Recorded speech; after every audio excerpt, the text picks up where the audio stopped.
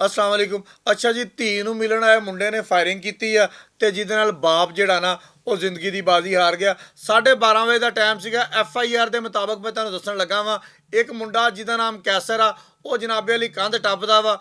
ਕੰਧ ਟੱਪ ਕੇ ਤੇ 17 ਸਾਲਾਂ ਦੀ ਧੀ ਜਿਹੜੀ ਪਿਓ ਦੇ ਕਮਰੇ ਦੇ ਵਿੱਚ ਸੁੱਤੀ ਪਈ ਹੁੰਦੀ ਆ, ਉਹਨੂੰ ਜਗਾਉਂਦਾ ਵਾ ਬੁਰੀ ਨੀਅਤ ਦੇ ਨਾਲ। ਹੁਣ ਬੁਰੀ ਨੀਅਤ ਦੇ ਨਾਲ ਜਗਾਉਣਾ ਕੀ ਹੁੰਦਾ ਕੀ ਨਹੀਂ, ਇਹ ਤੁਸੀਂ ਬਿਹਤਰ ਜਾਣਦੇ ਹੋ। ਜਗਾਉਂਦਾ ਵਾ।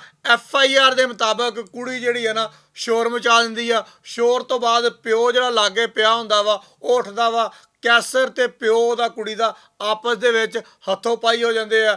ਕੈਸਰ ਨੂੰ ਰਿਫਾਇਰ ਮਾਰਦੇ ਆ।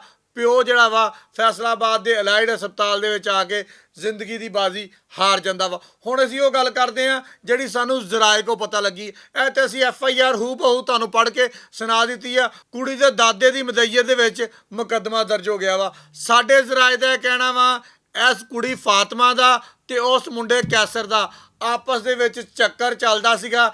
ਇਹ ਮੁੰਡਾ ਪਹਿਲੇ ਵੀ ਕੰਧ ਟੱਪ ਕੇ ਘਰ ਆਉਂਦਾ ਹੁੰਦਾ ਸੀਗਾ, ਕਦੀ ਦਰਵਾਜ਼ੇ ਦੇ ਰਾਹੀਂ ਘਰ ਆਉਂਦਾ ਹੁੰਦਾ ਸੀਗਾ ਜਦੋਂ ਉਹ ਕੁੜੀ ਦਰਵਾਜ਼ਾ ਖੋਲ ਦਿੰਦੀ ਸੀ।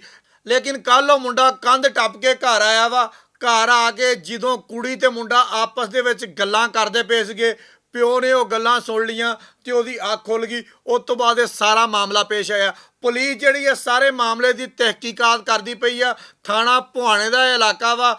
DPO ਚਨਿਓਟ ਨੇ ਇੱਥੇ ਕਮੇਟੀ ਤਸ਼ਕੀਲ ਦੇ ਦਿੱਤੀ ਆ, ਜਿਹਦਾ ਇਹ ਕਹਿਣਾ ਵਾ ਕਿ ਬਹੁਤ ਜਲਦ ਅਸੀਂ ਮੁਲਜ਼ਮ ਨੂੰ ਵੀ ਗ੍ਰਿਫਤਾਰ ਕਰ ਲਾਂਗੇ ਤੇ ਅਸਲ ਹਕਾਇਕ ਜਿਹੜੇ ਆ ਉਹ ਵੀ ਅਸੀਂ ਆਵਾਮ ਦੇ ਸਾਹਮਣੇ ਰੱਖ ਦਾਂਗੇ। ਬਹੁਤ ਸ਼ੁਕਰੀਆ।